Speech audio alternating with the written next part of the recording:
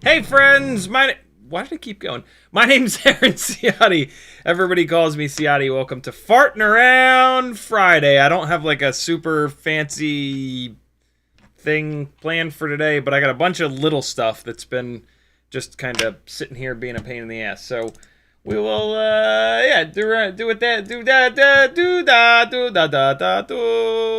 da. We'll do some of that stuff, and it'll be great. It'll be terrific. Q&A, of course, as always. I'm taking some propellers off of a set of 0702 36,000 kV motors right now. Thus, the green. These are, I think these are my favorite Whoop motors at the moment. These are the, I forget the fancy little name on these. But yeah, Tiny Whoop 0702 36,000s.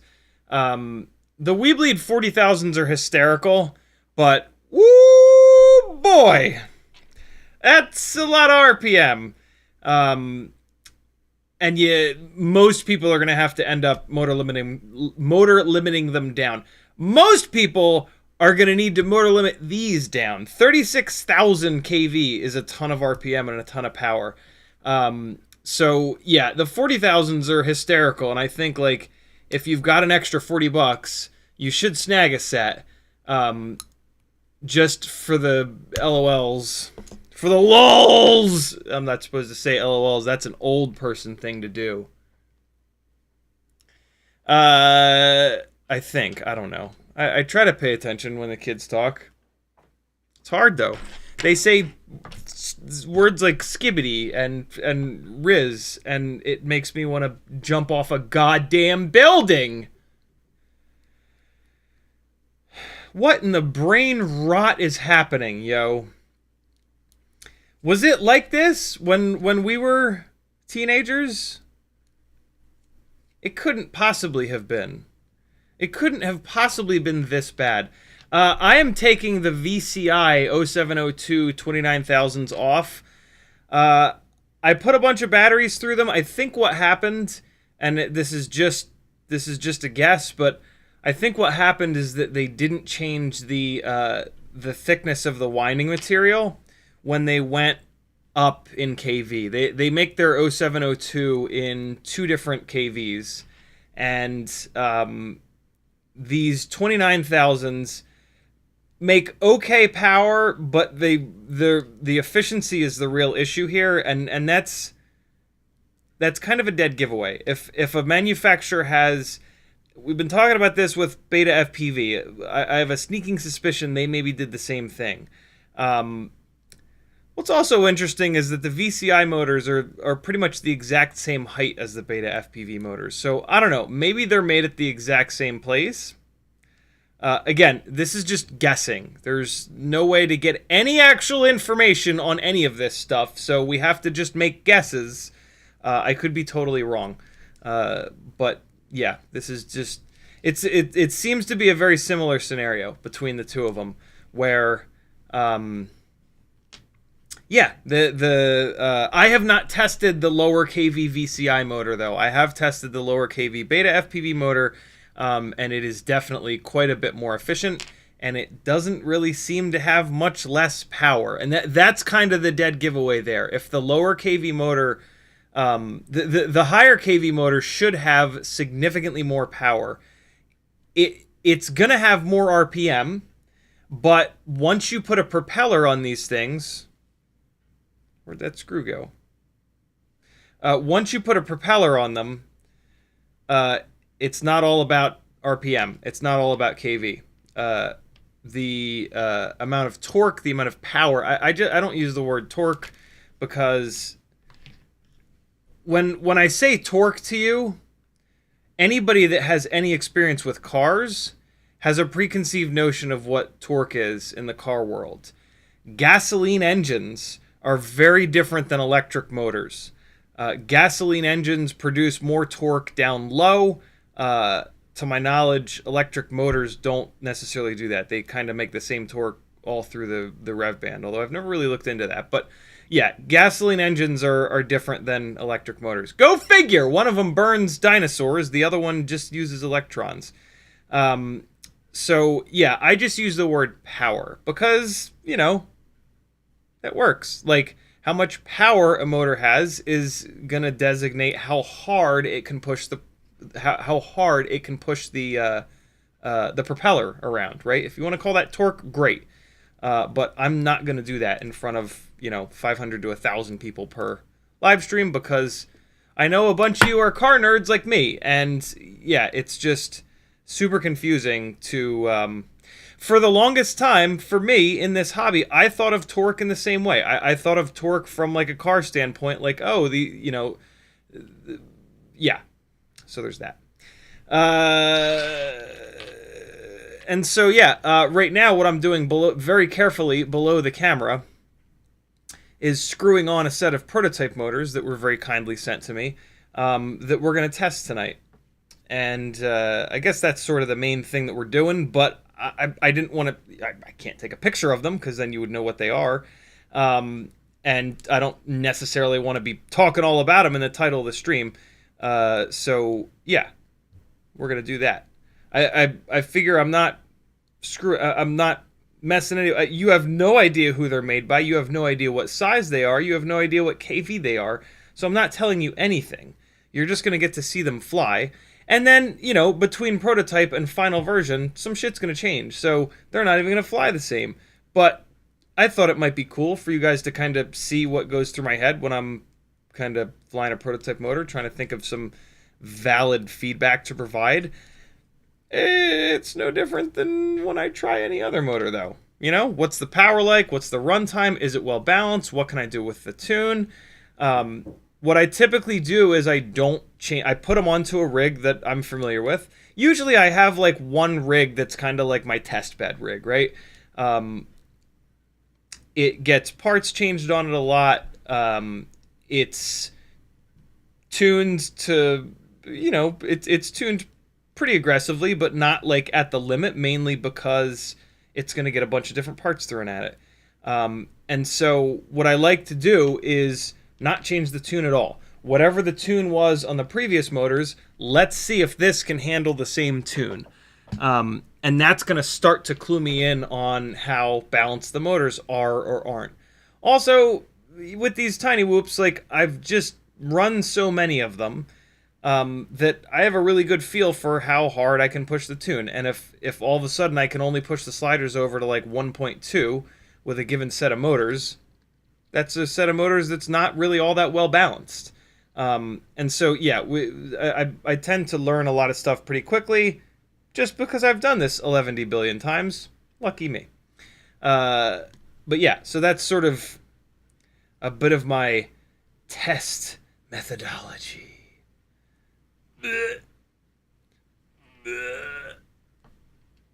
Sorry, that's the reaction that I have when stupid corporate jargon is used.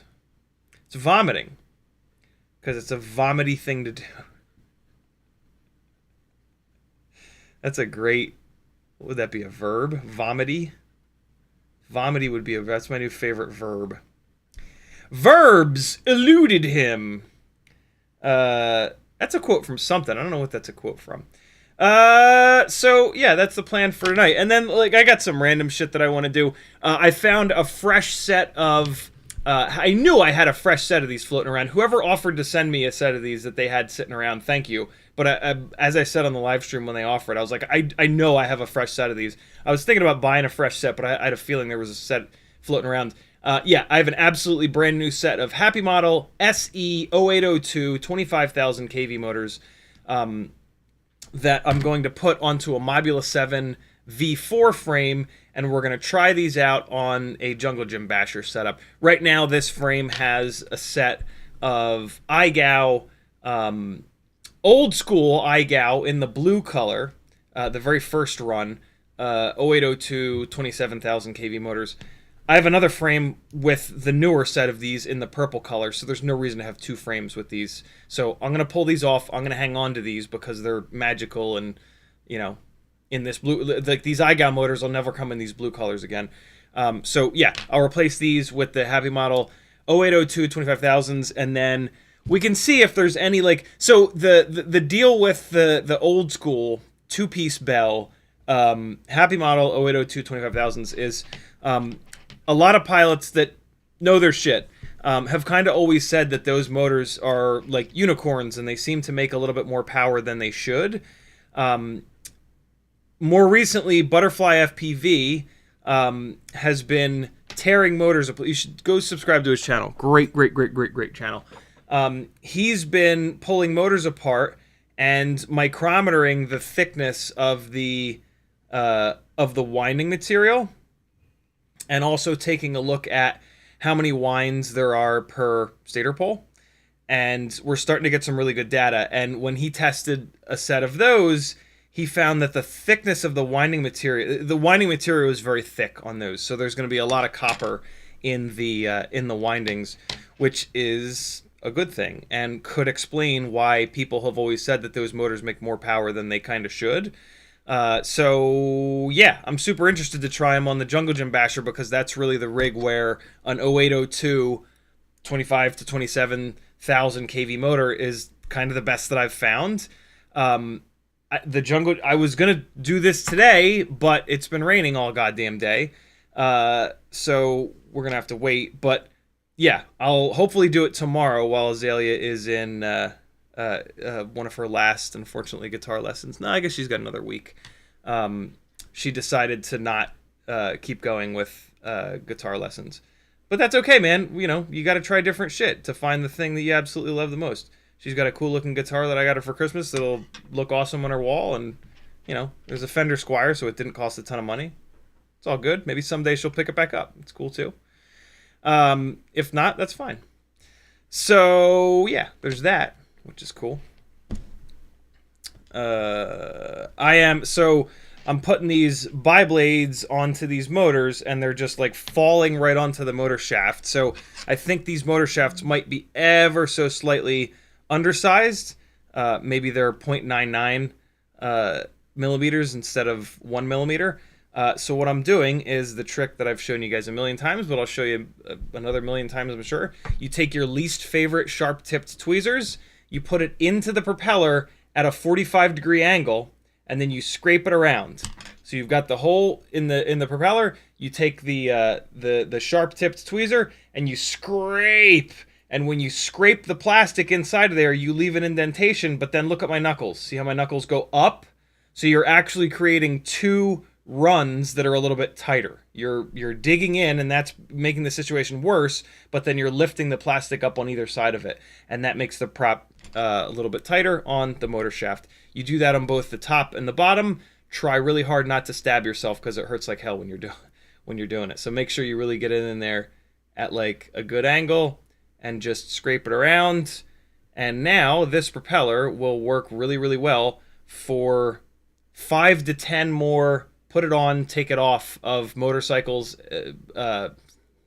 Motorcycles. You know what I mean. And then eventually you will have to do it again, but this is like the easiest and best method to get these props to be... Son of a bitch! I haven't stabbed myself in a while, but I just did. I told you it hurts. Sometimes it bleeds. It doesn't seem to be bleeding this time. But yeah, be careful. Make sure you get it in there. You'll see what I mean once you start doing it. And now, when I push the... And the other thing it does is it makes the propeller fit perfectly onto the motor shaft where it's not too tight, it's not too loose. That's kind of one of my favorite things about this. Like, at one point, I was almost tempted to just drill out all of my propellers so that they were ever so slightly too big, and then just sit here for a couple of hours and do this to all the props. But that's insane, because the GemFan 1210s are usually damn near perfect right out of the box. Right out of the bag, I should say. So you don't typically need to do this on those. But what happens is, after you've taken the propellers on and taken them on and off, the holes in them seem to open up a little bit. So eventually you kind of have to do this to all propellers. Or just throw them away and buy new ones because they're really cheap and you're supporting, GemFan and or HQ. If you want bi-blades, you should get the GemFan bi-blades. The HQ bi-blades are not opened on the top, and you will not be able to get them all the way down in the motor shaft, and then they will bend your motor shaft, which sucks. Make sure that you use your least favorite set of sharp-tipped tweezers, because it is going to bend the tip of the tweezers a little bit after you've done a whole bunch of these. So it's going to basically ruin the tips of your tweezers. So, yeah, get a shitty set off Amazon, or you probably have a shitty set floating around. And then, yeah, like I said, just be careful, because when you stab yourself, it hurts like shit. But yeah, that's all there is to it. Just run it around in there, and then it'll fit perfectly on your murders. Let's hook this thing up to Betalflight real quick, get these spinning in the right direction, and then it'll be good to go. But first, Douglas Otwell, Notice, not applicable, Bob Bruce, CBFPV, Mick Mucus, Northern Tier, Walter Van Den Ord, Crom, Rockcrawler, Zoe 101, June Loco, Tongue Out, Gusto, Dave S, Brent Anderson, Hockey Rounds. What's up, everybody? Thanks for coming. Sit back, relax, enjoy yourselves. Type CiottiFPV into your chat message if you want me to read it. Going over to CiottiFPV.com if you want to see me keep doing this forever. Patreon definitely helps me out the most. And it's only going to cost you $3 a month to get on there. That's 10 cents a day. You're into FPV, my friends. You've got an extra 10 cents a day. I promise you that I will help you save a whole hell of a lot more than $3 a month if you stick around.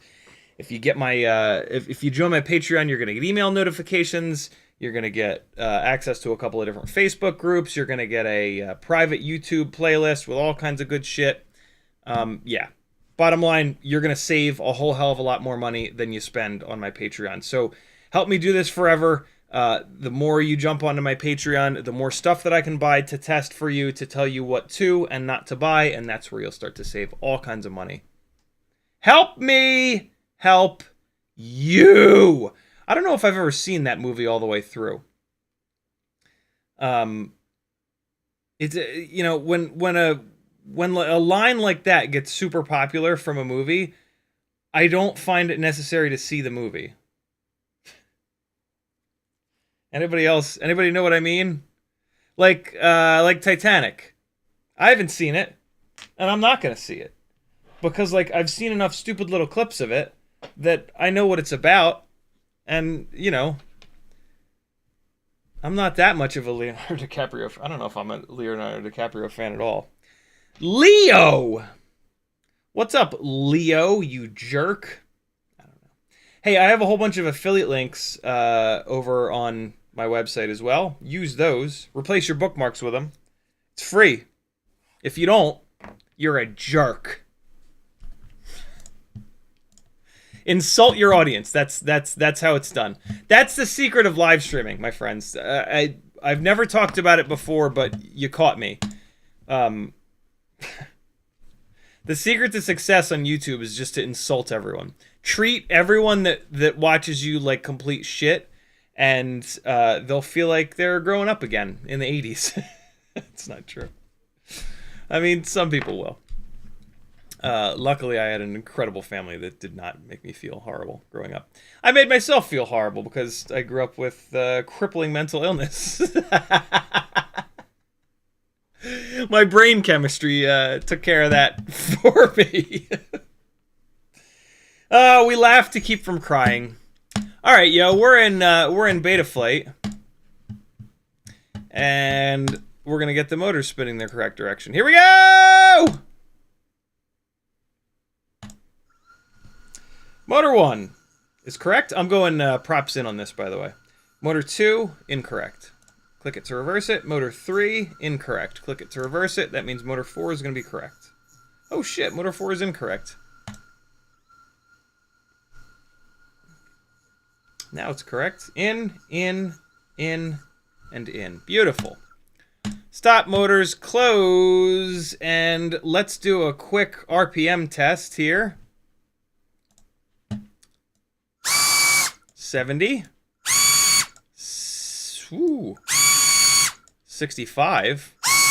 65. I saw 68, but then it went down to 65. Let me try motor 1 again. 65. Okay. I think the battery was just completely fresh on that first little hit that I gave it. So yeah, these are high kV motors. Those are high kV numbers, so that's good. That's exactly what I would expect. I think, although I don't know, I shouldn't say that. They're high kV motors. Those were high RPMs. That is a loaded. That is simulating like a loaded test stand where I'm holding the quad, so it's having to pull all the air in. And so those numbers, like 65,000 ish RPM. That's typically what I see on a high kV motor when I'm holding the quad. Once you get it up into the air, so Micromotor Test Labs, I don't know if you guys remember, but Ethan from Micromotor Test Labs, he's still doing motor testing behind the scenes. And one of the reasons many, many years ago that we didn't go beyond like 25, 26, 28,000 kV is that on the test stand, in a loaded environment where the motor and the prop are solid, especially with 702s, they didn't make any more thrust when you went north of 25,000, 26,000, 28,000. And so why would we wind them for 30,000, 32, 36, 40? And then at some point, I actually tested a set that was pretty high in kV, and I swore that I didn't feel a difference. This is back in the 802 days, but some of the racing pilots did notice a difference, and Jesse from Tiny Whoop started winding motors up to 28 and 30 and 32, and thank God he did, because what we realized is that once you have them in the air, I'll do this with another rig just so I don't accidentally show you what these motors, not that you'd be able to see, but you know, what I'm doing just now is I'm holding this thing and I'm just cranking each motor up to full bang. So what this has to do is pull all this air in here that's static, not moving, and it's got to fire it out the bottom.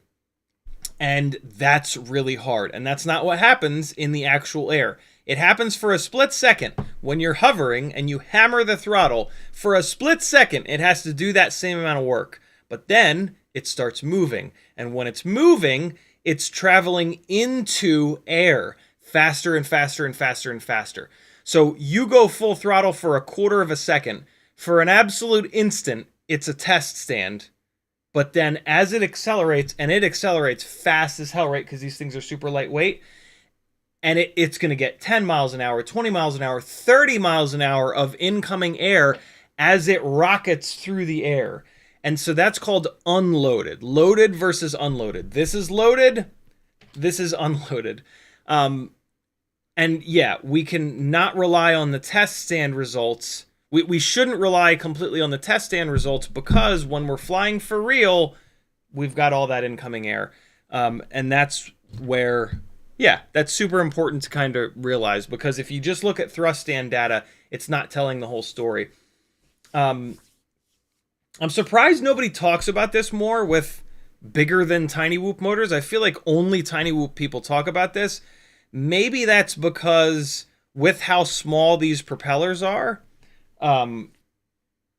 this is the least efficient prop size, and so it's going to be the most affected by this stuff. Also, we're trying to use tiny little 1S batteries and yada yada yada. I mean, we're not pulling very hard on the batteries, so it's fine that it's 1S, but I think you see where I'm going here, right?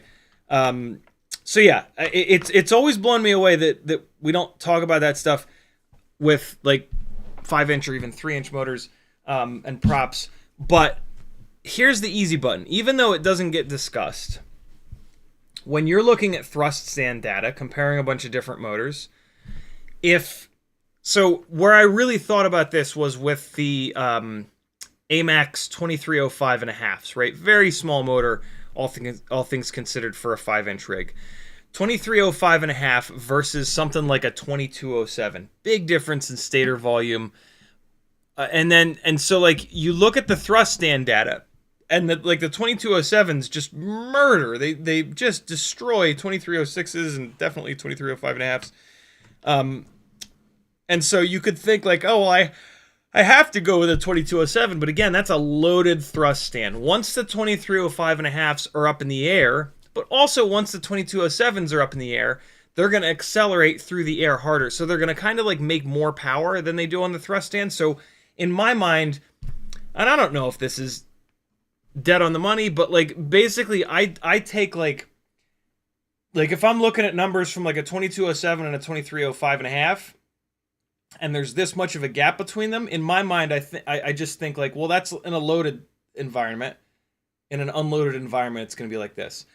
In terms of like the difference between them, especially if you start looking at higher KV. Like if you've got the same 2306, so like if you've got like a 1600 KV and then like a 1900 KV 2306.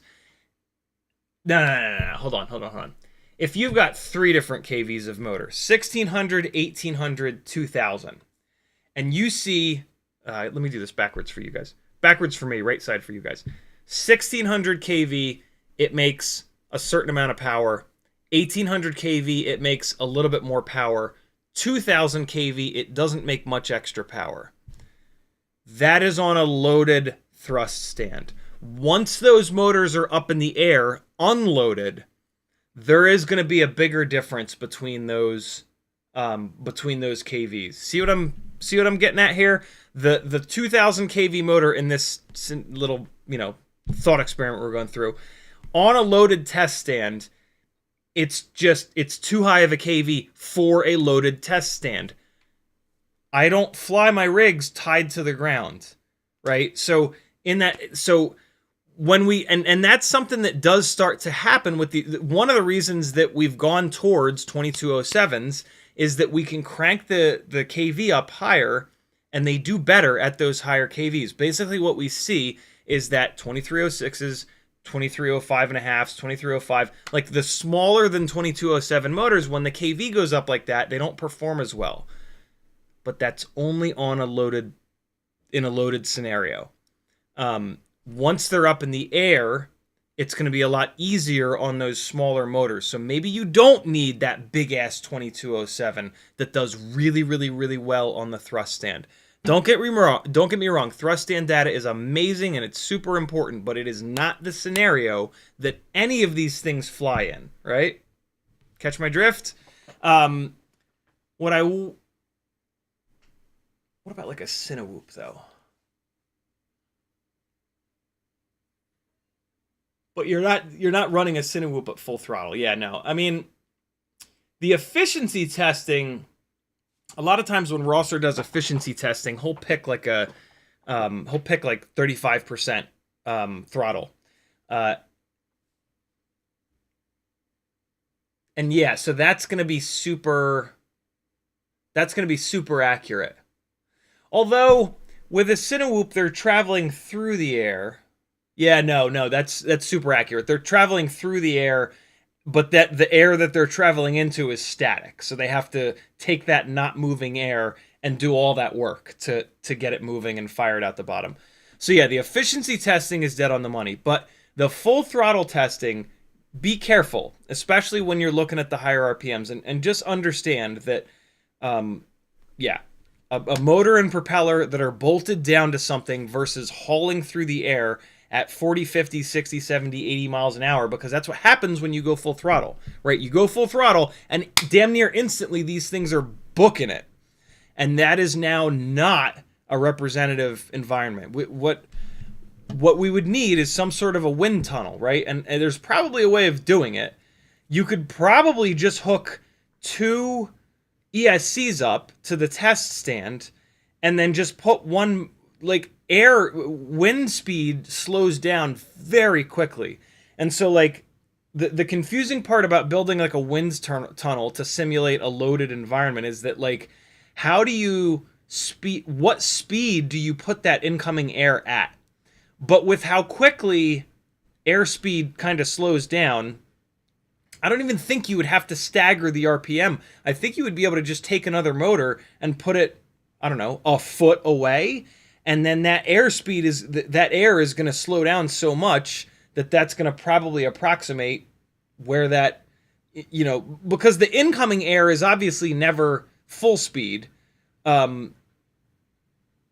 until you get to like the Vmax or whatever. But you guys see what I'm saying, right? You just put another propeller, hook it up to the same testing device, and as it ramps the main propeller on the load cell, the other one is just banging away too, and that's going to create that incoming airspeed. But that, you know what you'd be able to do?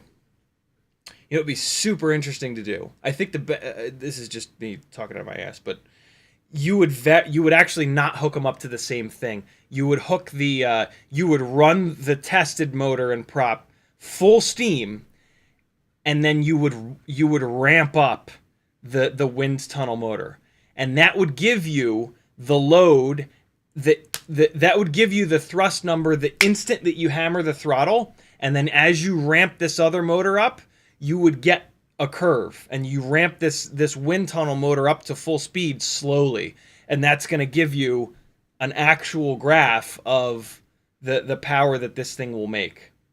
You know what I'm saying? In an unloaded environment. I don't know if I've ever like thought all the way through that. I've thought about that a bunch. These are like, this is what I think about in the shower. This is how boring of a human being I am. These are the thoughts that go through my mind in the shower. I've never like gone all the way down that rabbit hole though. Welcome, if you're new here, welcome to CiottiFPV's live stream. I don't do this all the time, but yeah, sometimes you just get stream of consciousness. But hopefully it's interesting. You know? No, it's not. Well, oh well. I tried. Walter Van Den Ord says, would be nice to see a drone on an old 350cc two-stroke Yamaha. What? What do you mean? Like using a gasoline-powered drone? Or take the engine out and put a drone there to make thrust to power it? CBFPV says, between the new Air 65 or the MyBeal 624, which is better for inside-outside freestyle?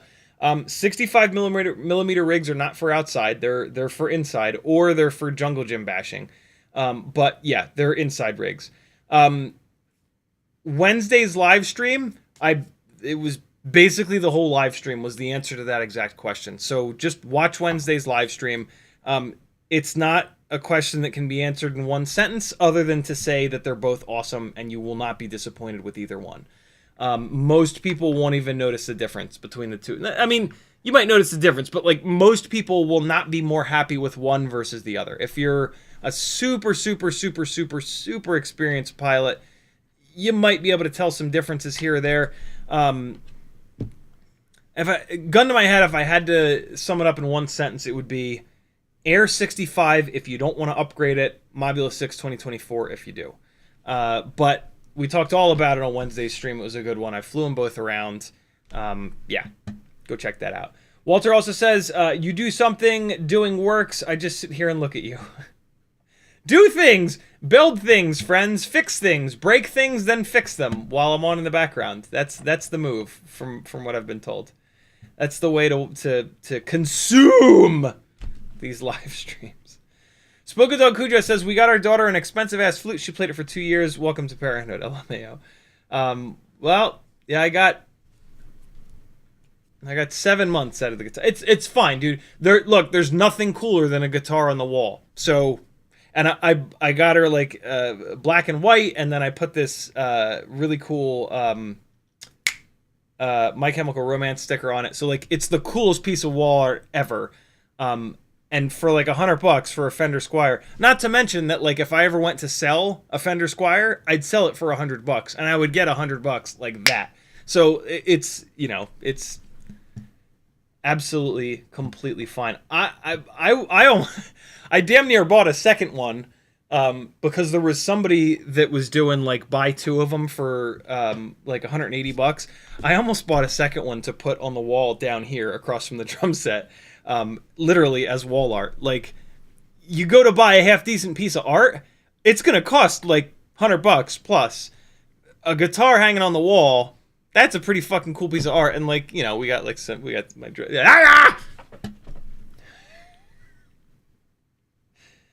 I don't know where that came from, but you know, you didn't expect it, that's for sure. Brandon's Baked Bean says the HQ prop 40mm and under bi-blades are also just kind of not as efficient. I do like them in the 2.5 inch to 3.5 inch micro size, though, for being tough as nails. Thank you for saying that, Brandon. I really haven't tested them much, but because I just can't not test anything ever, I got a bunch of them, and I am going to be testing them. I was going to test them today if it hadn't fucking rained all day. But yeah, sub 250 FPV, the manufacturer, not the Instagram channel. He has had HQ make a bunch of their propellers in his cool green color.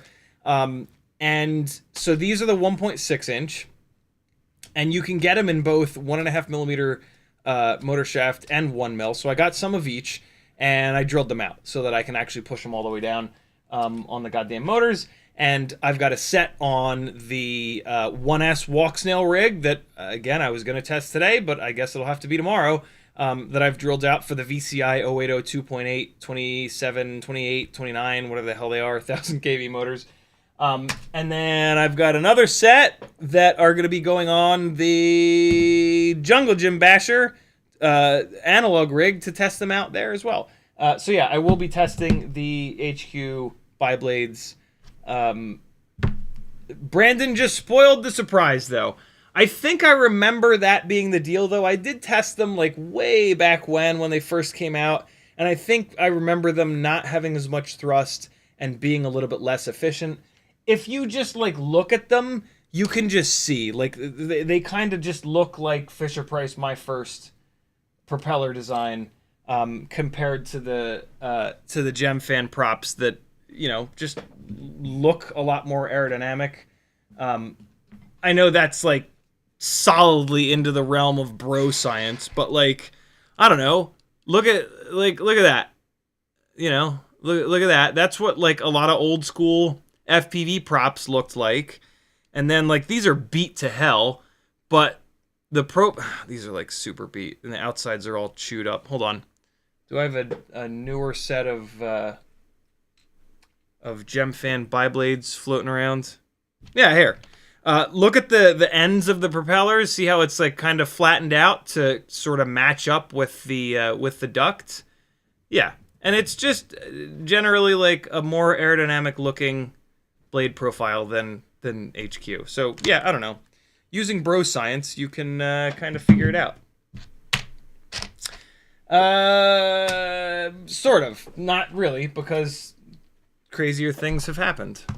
You know, sometimes a prop that looks like it's made by Fisher-Price is actually better, but I don't know. This is what we have to go off of. You know, we get no actual data from anyone ever, and so we have to just make shit up. Notice says, what's tonight's shirt? I see Beaker and Bunsen. This is a Christmas present for my parents. It just makes me laugh every single time. Half-Fast says, Betaflight Wiki recommends 30 to 40 dynamic idle for 5-inch. What do you set your tiny whoops to? Speaking of Brandon's Baked Beans, he let me know not too long ago that either the Betaflight devs or the BL Heli devs or the Blue Jay devs, I think it might have been the Blue Jay devs, have realized that dynamic idle on 1S can cause problems and it can blow up ESCs. So I have turned dynamic idle off of most of my 1S rigs. There's still a couple that have it on, and they've been fine. I was using it forever. But yeah, for me, dynamic idle always a value of 30. 30 is like nice and low so that when you're upside down at idle, it's not pulling you back into the ground, but it's also not so low that the motors are going to stall out. So yeah, I run dynamic idle at 30 on just absolutely everything, and it works awesome. I've dropped it down lower than that, and it's, I don't know, it's not like noticeably better, and there's more of a risk of a motor stalling out. So yeah, to me, 30 is where it's at. Timon says, how does Rosser get away with dynamic idle on the Air 65? I thought it didn't work on 1S and 2S. It totally works, but there could be a problem with it. So yeah, I used it forever and it was totally fine, but when Brandon says it might cause shit to blow up, I was like, yeah, it doesn't work that well for me to keep using it and be risky with it. So yeah, it works fine. Walter says, I'm doing JB's stick bang course. Looks like this story. Very cool. Pequeño Friole is back. I haven't seen you in a while, man. How are you? He says, I'm late, but CiottiFPV HQ props fit perfect on the 0703 RC and Power 27,000 kV without drilling. The motor has a short shaft. Very cool. I like that. Yeah, short shaft motor.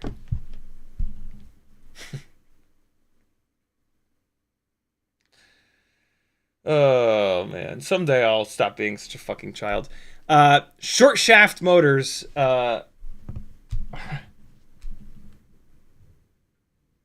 Short shafts are a perfect fit for HQ.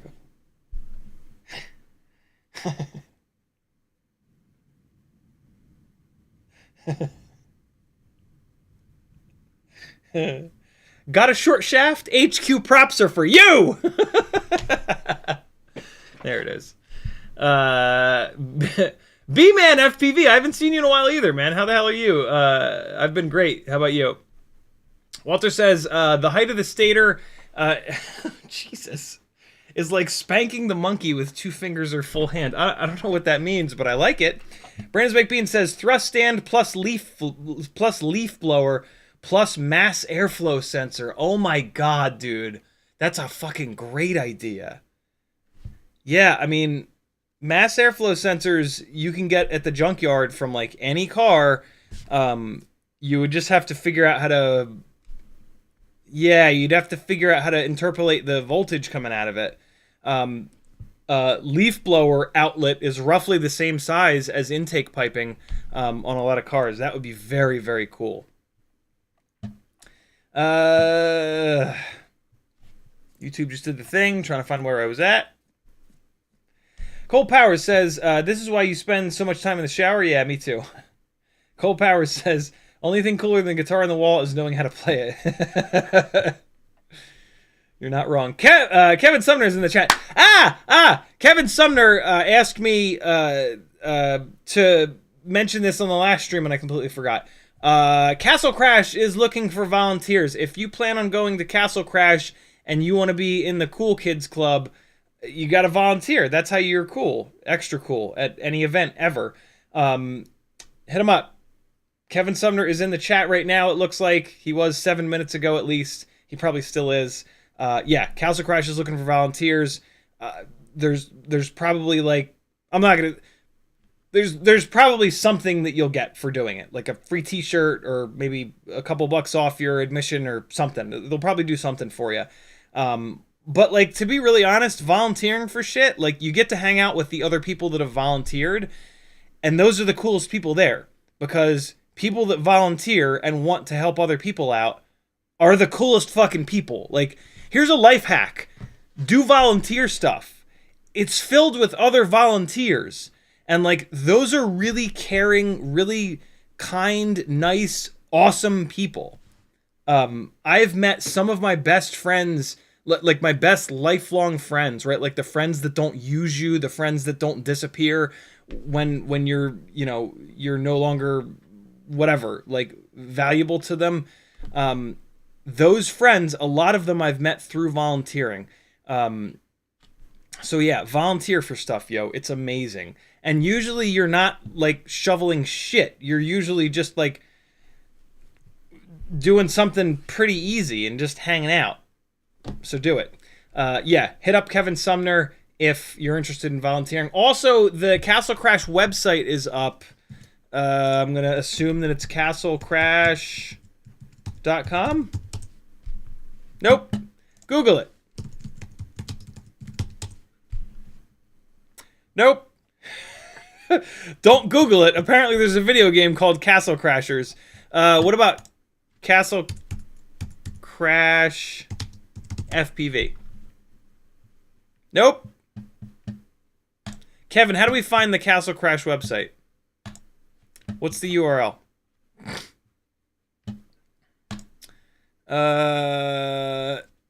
All right. On Instagram, castlecrash_FPV. And then I've never seen Instagram do that. That's interesting. Here it is, Linktree. Nope. Hey! Found it. castlecrashfpv.godaddysite.com, my friends. Just search Instagram, type into Google Castle Crash FPV, and then the second link is a link to their Instagram, and then all the info is there. Shoot them a message if you want to volunteer. If you don't volunteer, I will slap you in public. Help a brother out. Kevin Sumner is an extremely giving, gracious, what's the word? He volunteers for a lot of stuff. He helps out like crazy at Rampage every year. He's just very, yeah. I can't think of the word. I forget this word a lot, actually.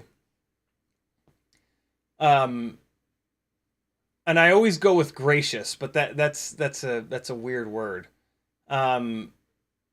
Gratuitous is not the right word either. He's a very gratuitous person. It's not the right word. Yeah, whatever. You guys know what I'm trying to say. Kevin Sumner says, Skids, if you're trying to talk to CiottiFPV, be sure to tag him in your comment like I just did. Striker says, yo. Skids says, love your vids, by the way. Thank you very much. He also says, I want to do backyard freestyle. Should I get the Air 75? Air 75 seems pretty damn good. The Mobula 7 ELRS 1S is also really good. You're going to be totally fine with either one. The Air 75 is going to have motors that are direct soldered, which for me makes me want to punch a child. The Mobula 7 1S ELRS has motor plugs, which, yeah, I would personally go that route. But yeah, the Air 75 is going to be lighter, so you're going to get a little bit better power to weight ratio. The Air 75 is also going to come with better motors. The Mobula 7 ELRS 1S, the motors that it comes with kind of suck. They're not terrible, but they're not great either. But it has motor plugs, so you can replace those motors very easily with really good motors. So, yeah, if you don't want to upgrade at all, Air 75. If you're willing to upgrade a little bit, the Mobula 7 ELRS 1S with these iGao 0802 27,000 kV motors is brilliant. So yeah, there you go. Striker said we got that. Striker says Recursion Labs does some cool stuff with prop testing. Why have I heard of Recursion Labs before? They're the guys over in Europe.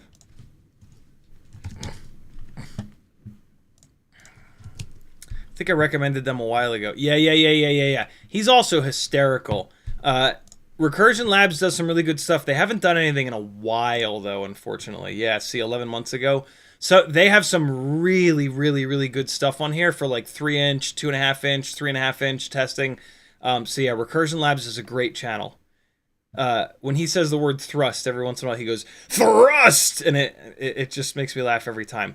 Yeah, really, really, really good stuff here on Recursion Labs, but unfortunately he hasn't made any content in a while.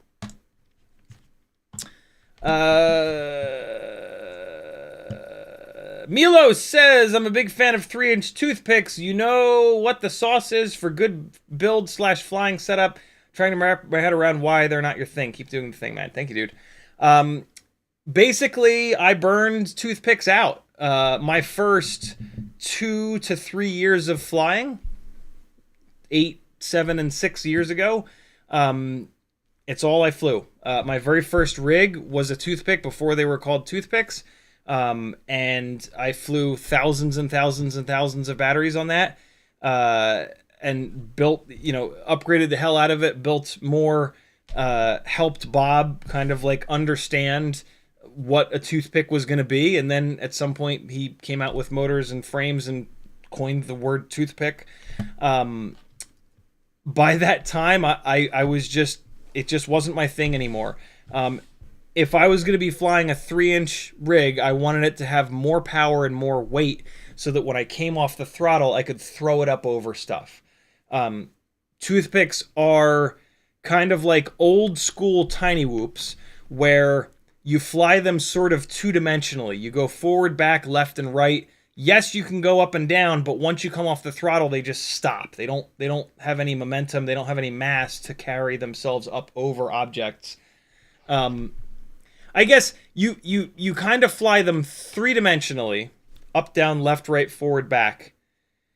Heavier, more powerful rigs, you almost fly 4-dimensionally, where you can come off the throttle, and like when you come off the throttle, that's sort of like the 4th dimension. It would be a better way to put it, I think. And yeah, every time I go back to toothpicks, what I love about toothpicks is how accurate they are, right? They're very lightweight, so they don't have a lot of mass for them to slide around.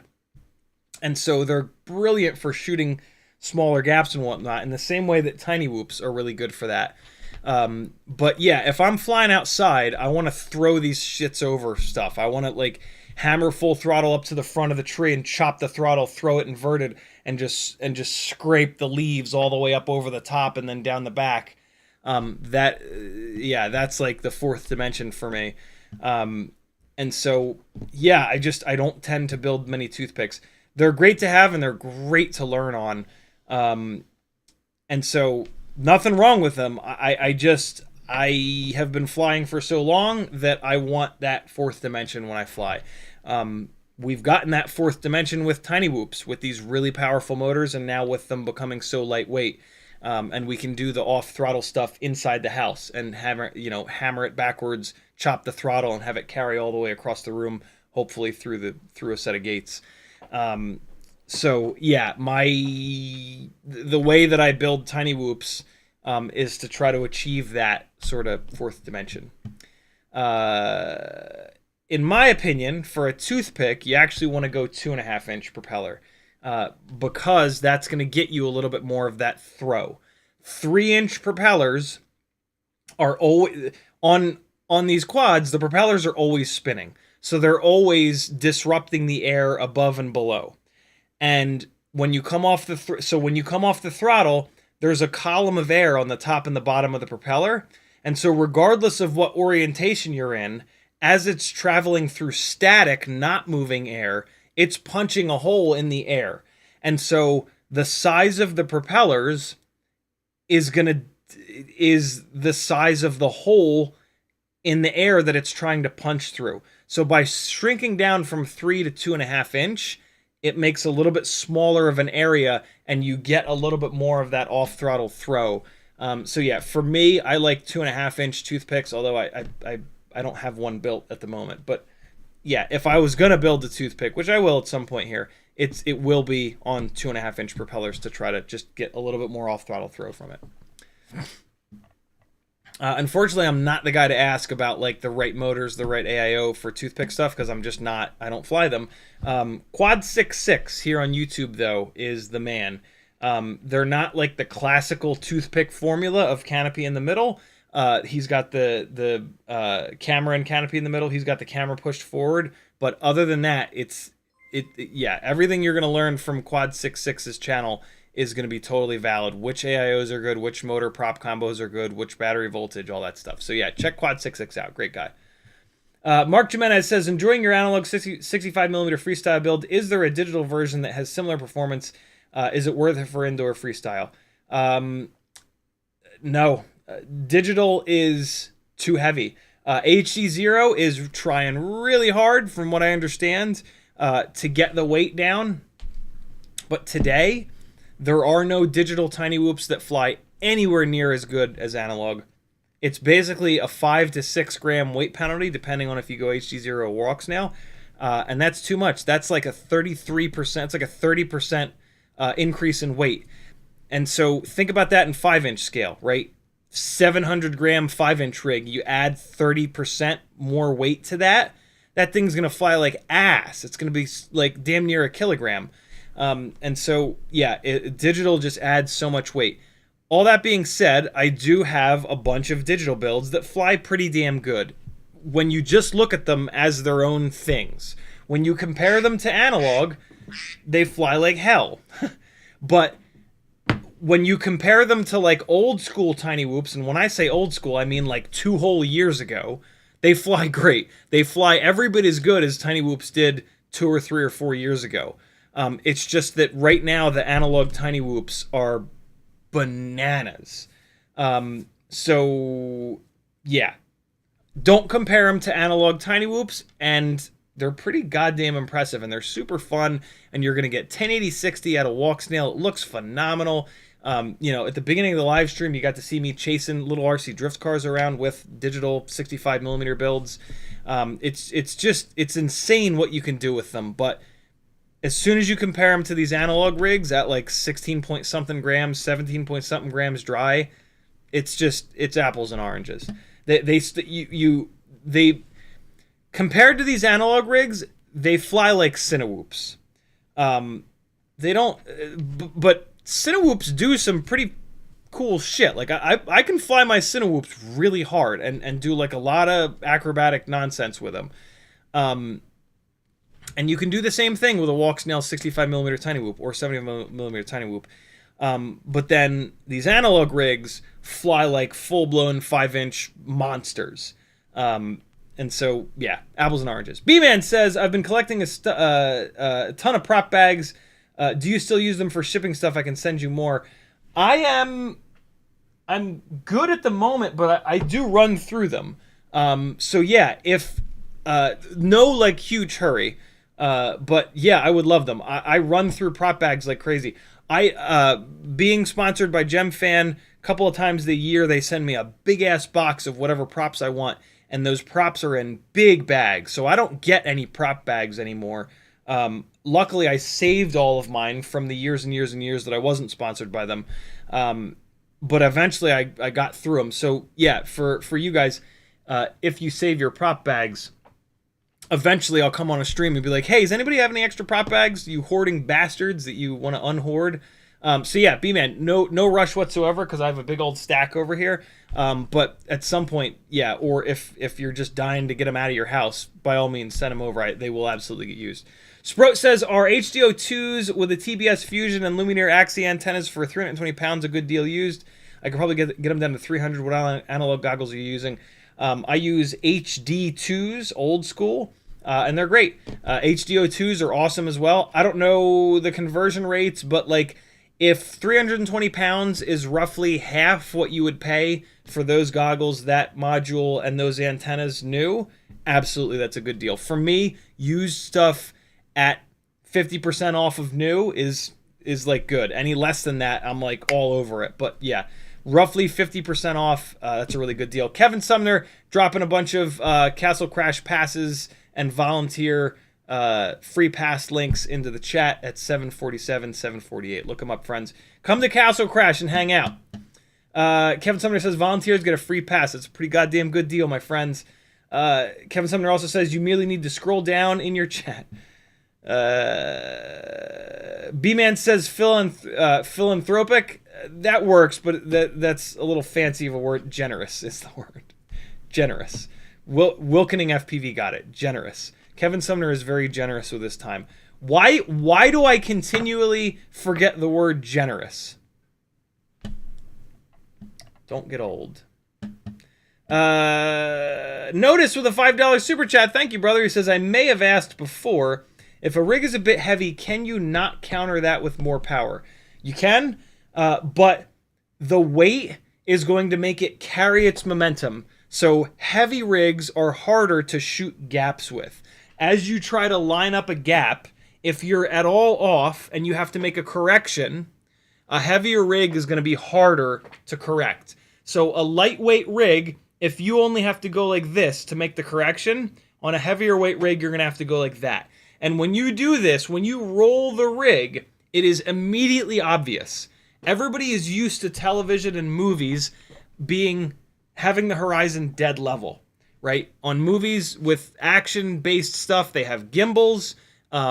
For static cameras, they have them locked down on a tripod, and they typically level the horizon. And so when you're flying, if you want your footage to look good and professional and clean and watchable, one of the best things you can do is fly in a way that the horizon is almost always as level as possible. As soon as you do what I call losing the horizon and you start doing this in roll, it either looks like a mistake or the viewer is...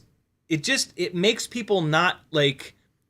It doesn't make them uncomfortable, but like it's... Yeah, it just doesn't look cinematic. Every single movie, every single TV show someone has ever seen, 99% of the shots have the horizon dead-ass level. One of the things that causes people to have a hard time watching FPV footage is that we don't do that. We send the fucking horizon all over the goddamn place. And so, yeah, that's something that for me, as like a cinematic FPV pilot, basically, as you know, 50% of my job, sort of, it's super, super, super important. I think it should be more important to more people because it really does make your footage look cleaner and more professional and just better. And so, like, if you're going to line up a gap and your horizon is dead level all the way up to it, it looks fucking clean, man. That just looks like one big clean line that you planned out 10 seconds ago. A lighter weight rig helps out with that quite a bit. Also, prop guards help out with that because prop guards are a vertical surface, and that's going to prevent that sliding, right? You slide sideways, there's wind resistance there, and it straightens it back out. So, yeah, really heavy rigs with tons of power, what they do well is hurl over stuff. So if you've got like 5 trees in a row and you want to try to clear all those trees inverted, a heavy, powerful rig is the way to do that.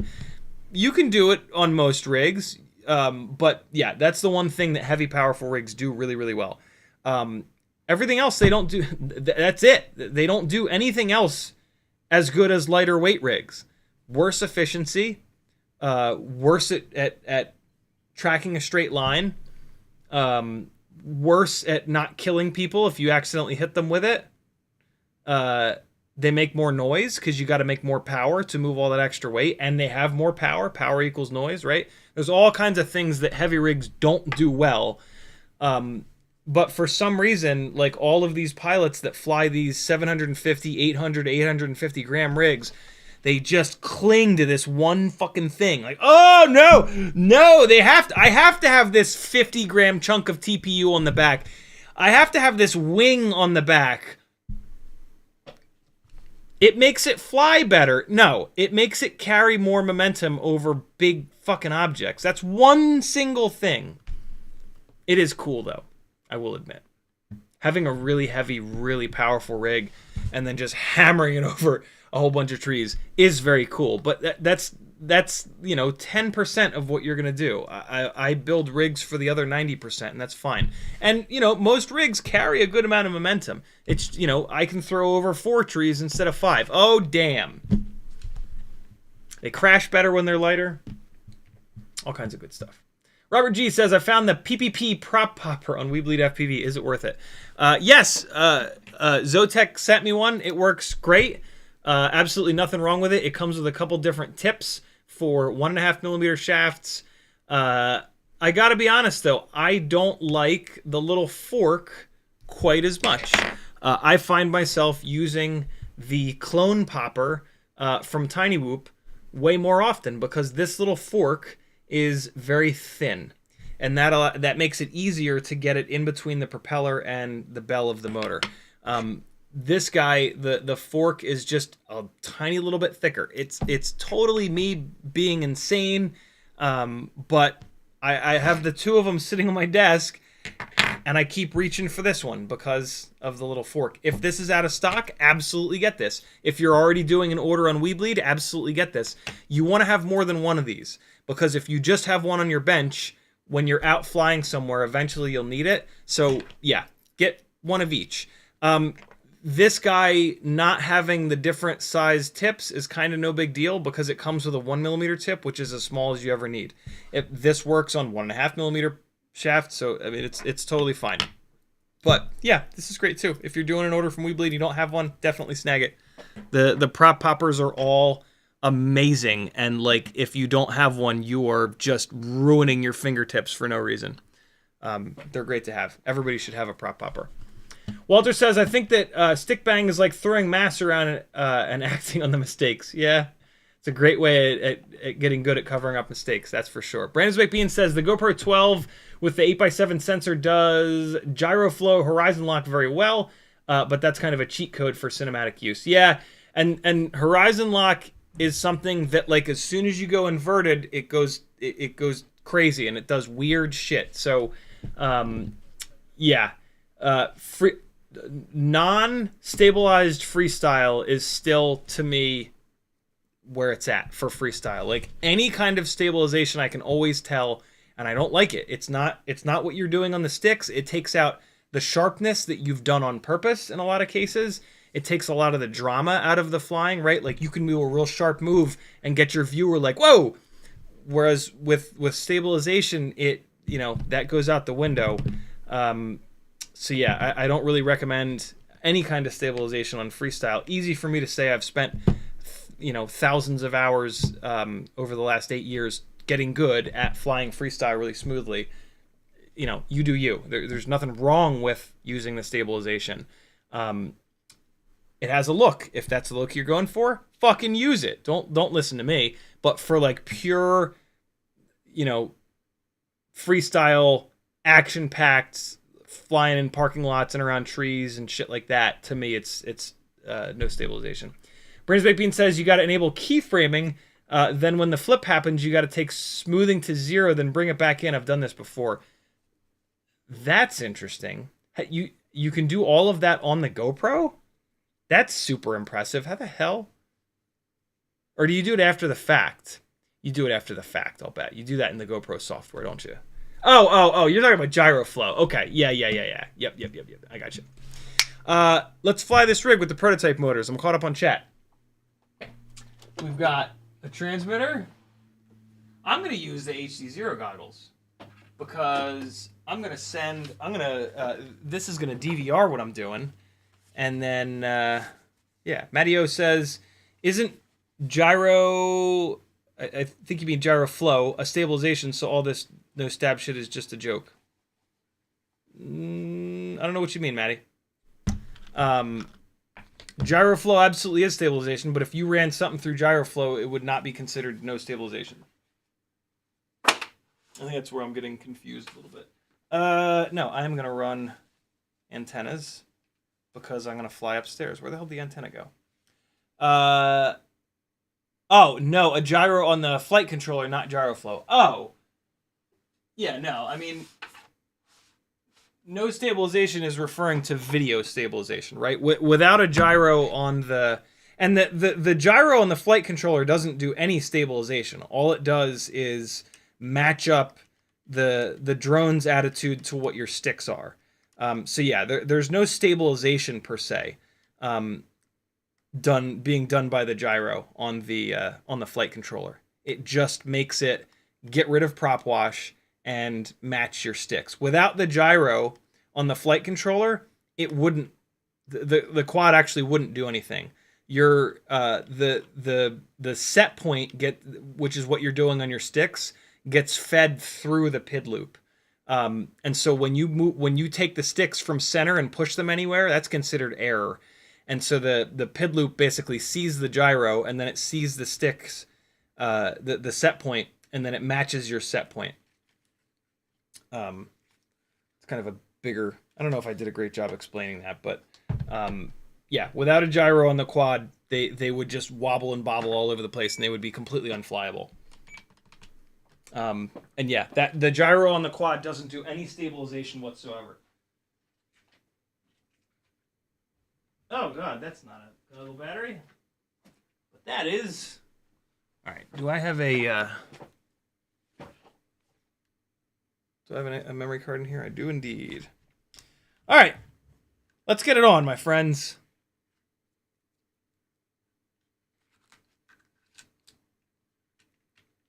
Oh shit, hold on. Let me, did I have that switch set on? Oh, I did. Hold on, I gotta set up the, two little gates. Oh my god, hold on.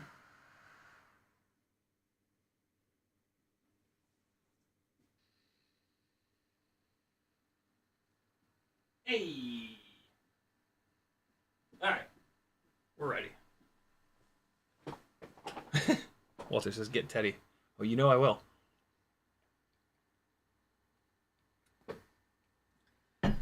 Woo! Okay. These big ass goggles. God, they're so big and heavy. That's what she said. This is a shitty battery I'm going to run first, just to run it down. It's not a shitty battery, it's just a battery that I've over-discharged a couple times. So this first one's not going to perform quite as well as it should, but that's okay. Just get warmed up to these motors a little bit. You can already see it's sagging down to 406. Looks like I need to swap the ELRS module to go back to 2.5. Here we go. Come on. Hey. All right. Prototype motors. Prototype motors. Let's see how they are. Whoa. All right, so. Okay. All right, so I did not change the tune. I want you to listen for something. Ready? Listen to it when I chop the throttle. Just listen. Ready? I just blew everything all over the place on my desk. Well, it's not too... This battery really shit its pants. When the battery was fully charged, when I chopped the throttle, it was so the noise that I was hearing was wah wah wah wah. The first wah was the throttle, right? So you do a throttle blip, wah wah, but then what it was doing was a secondary throttle blip when I had already zeroed the throttle. So I was moving. I'll do it this way for you guys. I was going on the throttle, and what it was doing was wah wah wah wah. That's what the motors were doing. The motors were spinning up, spinning down, and then spinning back up and spinning back down. And that's a sign that your PID loop is too aggressive, or that you've got motors or propellers that are out of balance.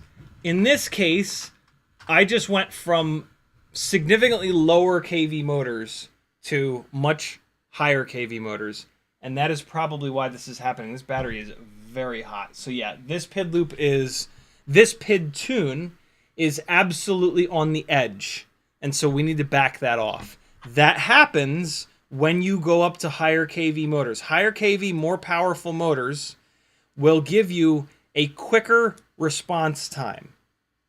The PID loop, when you turn the numbers up in the PID loop, those numbers are time-based. So when you turn those numbers up, it artificially gives you better response time.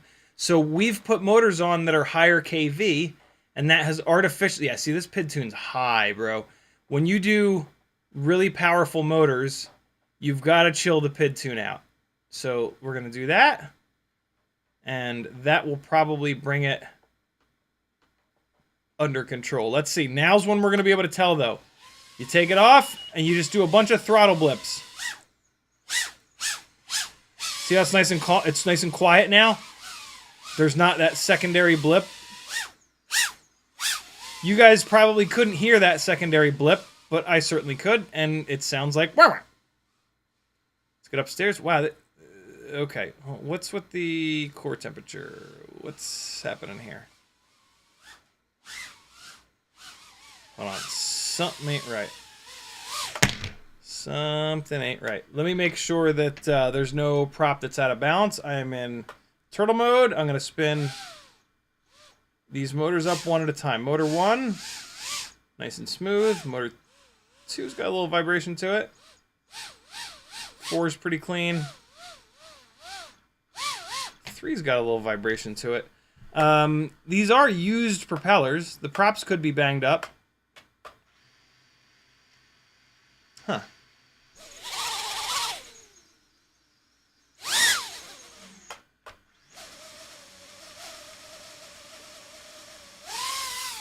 What if I hovered around? Man, the hover point is really low. I mean, the PID tune is obviously now fine. I mean, it could still be on the edge. Flies really good. But this core temperature shit is super weird. You'll get the core temperature situation creeping up like this when the tune is too aggressive. Okay, so one of the ways you can troubleshoot this is just to continue to back the tune off. The easy way to do that is to take your master multiplier and pull that down. So let me pull that down by 0.3, and let's just see. Let's just see what happens here. So it's sitting steady at 160, which is a little bit better. It's not creeping up. Oh no, there it goes creeping up again. This AIO could be on its way out. That's a possibility.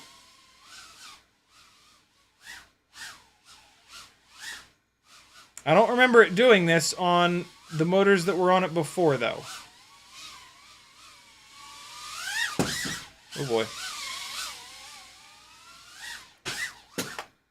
These motors are making really good power, but the core temperature thing is alarming. So I'm gonna put another set of motors on this rig and see what happens. Yeah, anytime I push it hard. Man, it's got good power though.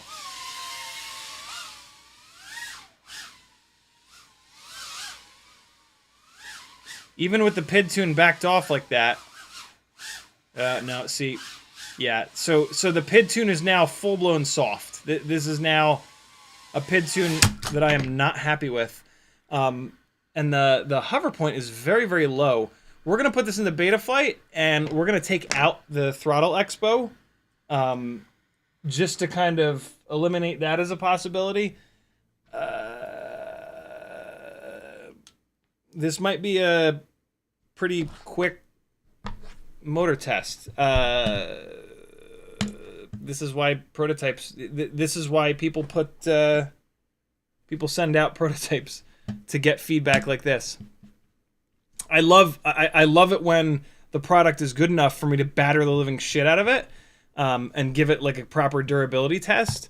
But sometimes it takes 1 or 2 revisions to get there.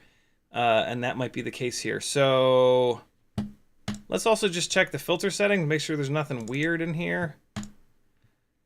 Chris Rosser did a custom tune for the Air 65, and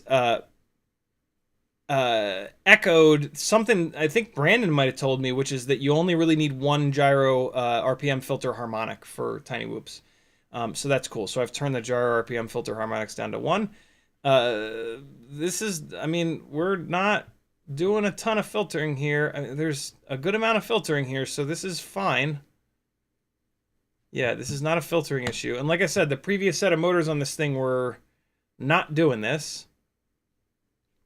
I did crash the shit out of it, though. I don't have a lot of throttle expo on here. So I'm only going to turn it down a little bit. I'm going to turn it down to 0.2, and I'll put the throttle midpoint to 0.25, which is a lot closer to where the hover point was. But yeah, I'm definitely noticing that the hover point is way lower on this thing than what I'm used to. But what did I come in here to do? What are you beeping for? What do you want from me? What did I come in here to do? God damn it! What the hell was it? What's up, Kazi? How are you, homie? Oh, I came in here to turn the throttle expo off. Okay, good. All right, yeah, I'm not gonna change anything else. I'm gonna put another battery through it, and that might be the last battery that I put through these motors because, yeah, the core temperature coming up like that is not great. Trying to think of what the next set of motors I'll put on here is. I don't think I have anything else that I've been meaning to try. But yeah, that's the next step of me kind of troubleshooting this, is to take the thing off that seems to have all of a sudden. Yeah. Walter says, can you give me later beta view? I don't know what that means. Ask me that again. Striker says 4.0 on a freshly charged pack is insane. Yeah, it happens. Tiny whoop life. Sprot says 320 pound HDO2 deal would be around $320. Yeah, it's a really good deal. Yeah, the Fat Shark goggles have shitty DVRs, but other than that, they're phenomenal. All right, let's see. What did I just change? I changed the throttle expo amount. Now, see, it's still hovering very low at like 24%. I'll get used to it, but let's get it upstairs before it gets too hot. And yeah, they have great power. They really do. Whoa, that ain't good. That was some sort of a desync. Oh man, it might have just cooked it.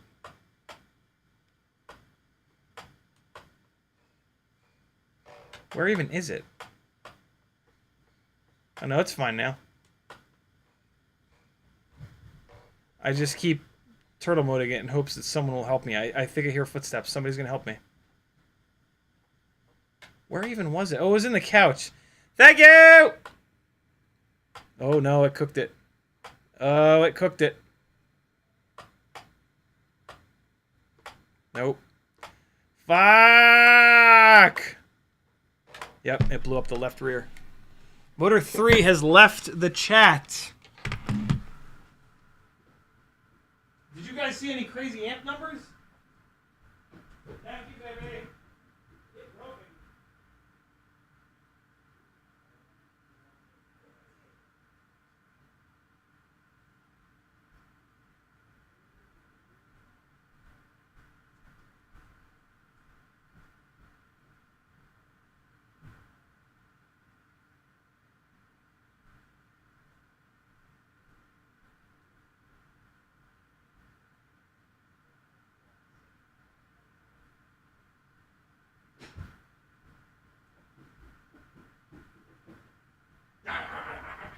It's through a prop. It's all good. It's through a propeller. We're fine. Hold on. We'll put a fresh prop on and we'll see how it fits. Did you guys happen to notice any like crazy amp numbers by chance? Anybody? Shit. I gotta go all the way in here for more propellers. What am I doing? What am I doing with my life? Alright, there's those tri-blades. Here are the 1.6s. Why is it always the last bag that you grab? There it is. Of course. Alright. We'll be able to fly it a little bit more. That's good. I was about to be pissed because this is a 2G4. I thought it just cooked a 2G4. I was like, no! Is this, did you guys happen to notice in the post-flight stats, is it reporting RPM? What did it throw? A right side high. Alright, here we go. Alright, so this is a fresh GemFan 1210. Let's see how it fits. Let's see how... Wow, no, it just fell onto the motor shaft. Okay, so yeah, the shafts are a little bit skinnier than what they should be. Curtis Hayes says, what does desync mean? Desync is a desynchronization that happens between the ESC and the... Well, between Betaflight and the ESC, I guess. Basically, it's when a motor shuts off when it shouldn't.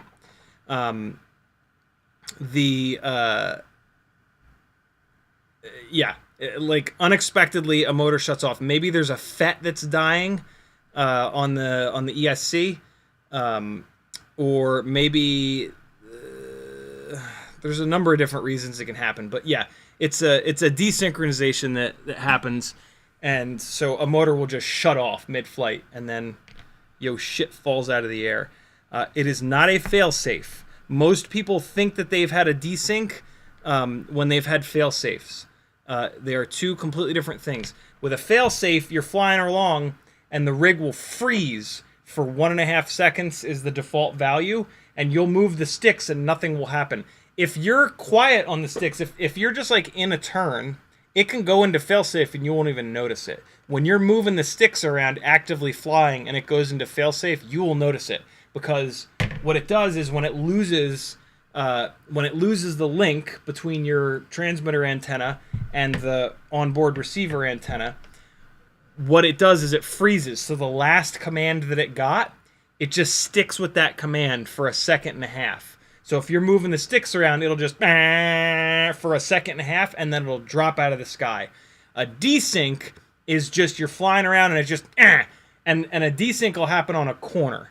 A failsafe, it kills all 4 motors at a time. So if you're flying along like this, the failsafe will happen, and it's gonna like kind of aerodynamically leaf, like on the way down, and it's gonna have like a thing. A desync is gonna be one motor goes, so it's gonna death roll, and it's just all of a sudden gonna start tumbling. There's the difference. Notice says confirmed 2 amps on the final screen. All right, so the amps are wrong. It's pulling a hell of a lot more than 2 amps, that's for sure. I'm going to keep it down here, since I think it's going to keep throwing these propellers off. I already know they have good power. Yeah, I mean, we can tell that move right there. Oh, God. Max ESC RPM, 58,000. That'll be more. Oh, God. They fly fine. The tune sucks, but we can fly around it. Oh, boy! 58,000 again. Wow, okay. So, yeah, it's consistently hitting 58,000 RPM in an unloaded setting, right? Flying for real.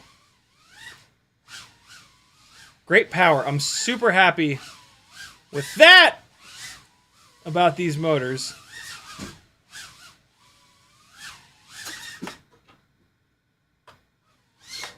But yeah, so here we go again, all right? My guess is going to be that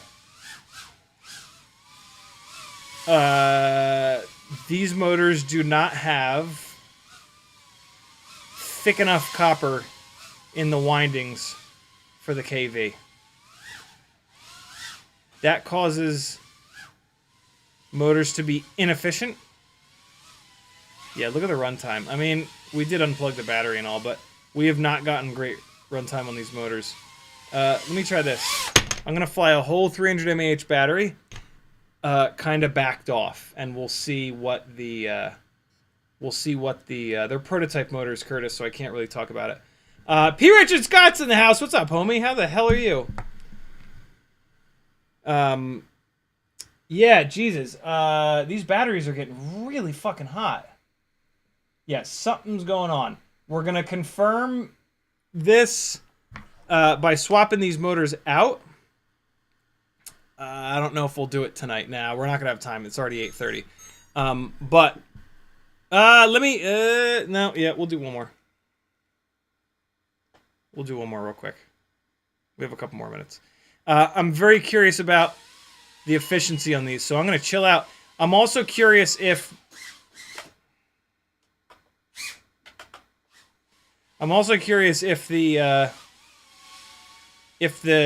The ESC temperature warning will persist even though I'm not flying very fast. Let's see. So it's there at 158. Let's see if it keeps climbing up or if it chills out. Fuck you!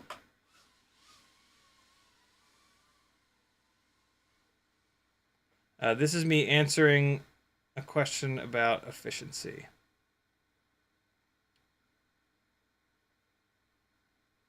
Very curious. I mean, I don't usually fly like this, so this should get a good amount of runtime. Like, this has to get 3 minutes of runtime. Just limping it around like this. But I mean, let's see. Core temperature came back down. That's nice.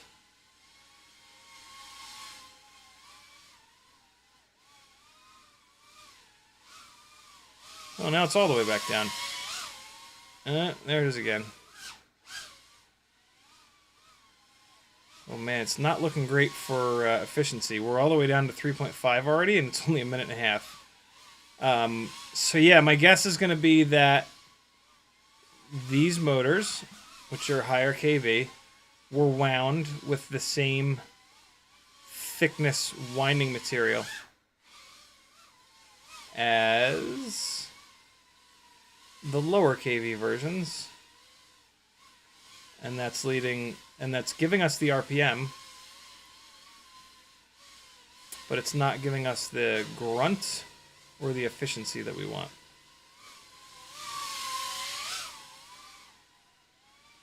Wow, this efficiency is super bad. We're all the way down at 3.4, and it's only been 2 minutes and 15 seconds. And I've absolutely, like, have you guys ever seen me fly this chill? Oh boy.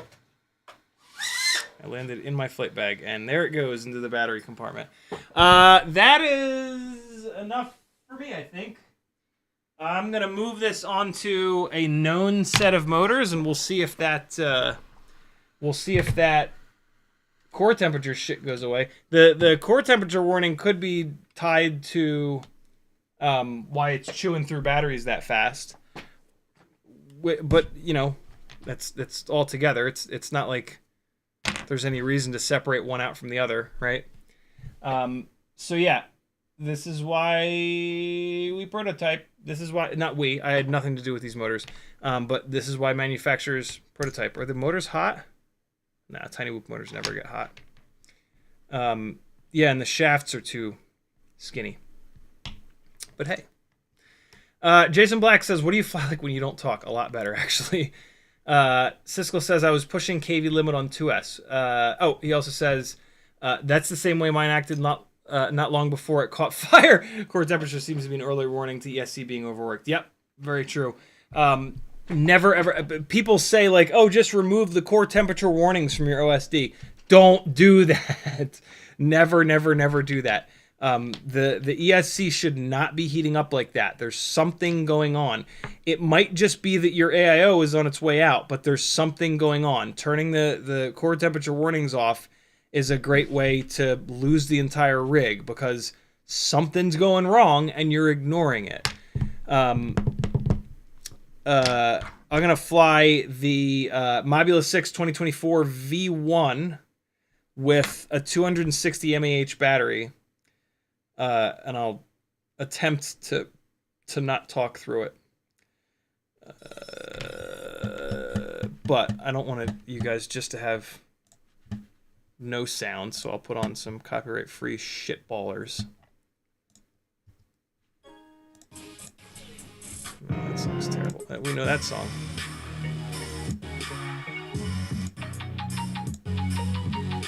This is good enough. This is good enough. Mark that one red. All right, ready? Are you ready? I asked you. Yes or no? Answer me!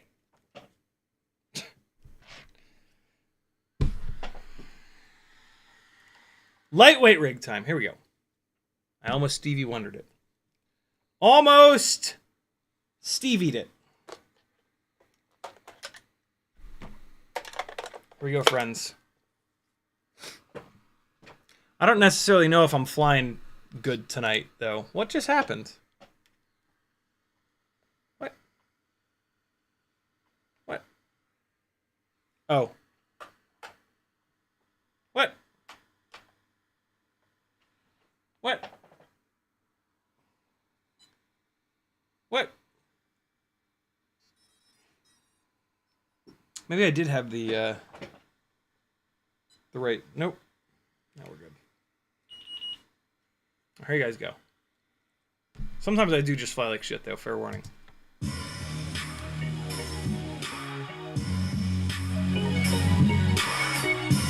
The song's only 2 minutes long.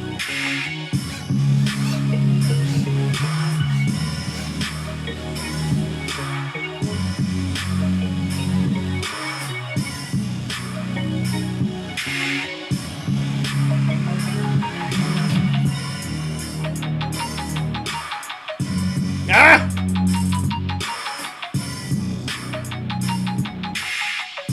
No, no, no!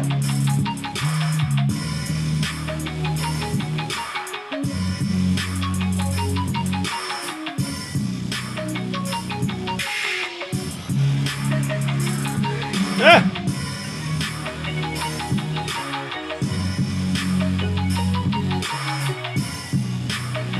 Oh, God! That was lucky.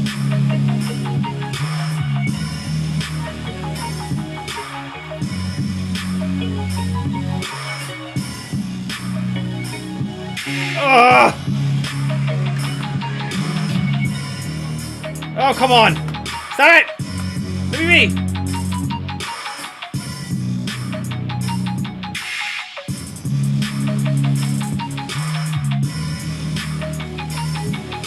Ooh.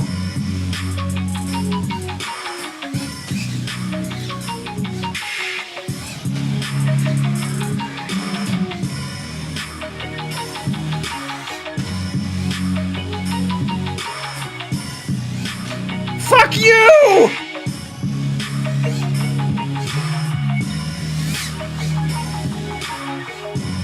Oh, uh-oh.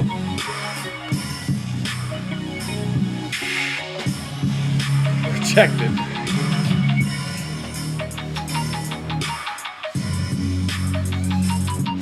God damn it.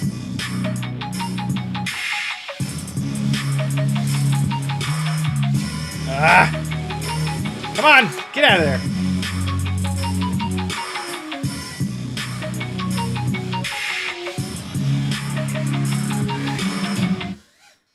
I must have lost the antenna. The hell? No! I don't want to walk. Oh God, it's rolling. Yeah, I lost the antenna. It just popped off. There you guys go. I was flying good for a minute there. Woo! Curtis A says not much difference. Same number of F-bombs per minute. Yeah, that's about right. Come on. I knew I should have put a little dab of E6000 on this. Oh, well. I'll fix it later. All right. Yeah, definitely the same number of curses. But every once in a while I get in the zone. I've really learned to... I mean, I started to figure out how to talk while doing hard things way back in motorsports days as an instructor.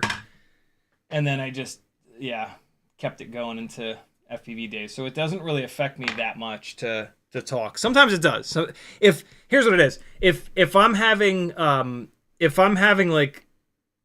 I'm talking about things that require actual brain power, like if I'm trying to explain how like the PID loop works to you guys while I'm flying, it's going to affect my flying.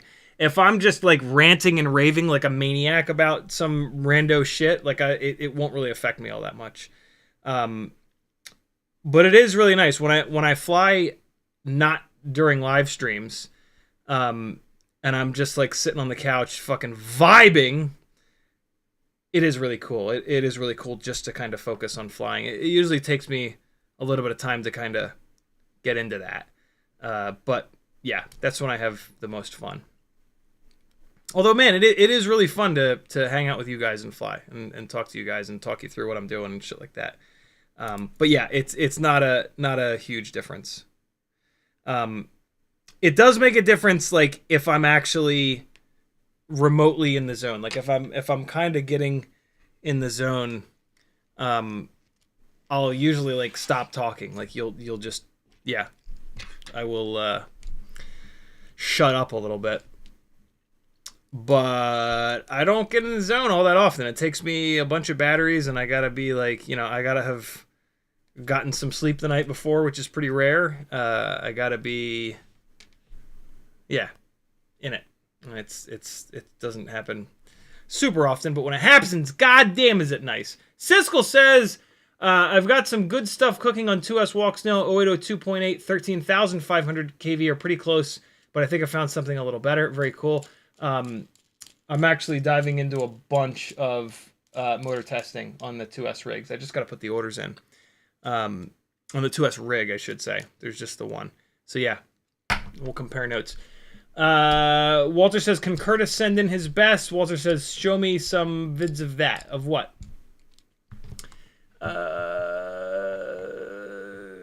Cisco says, I was pushing the KV limit on 2S.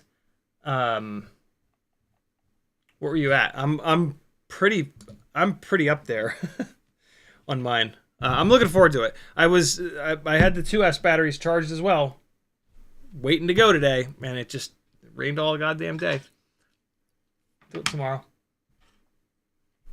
Dive into it tomorrow.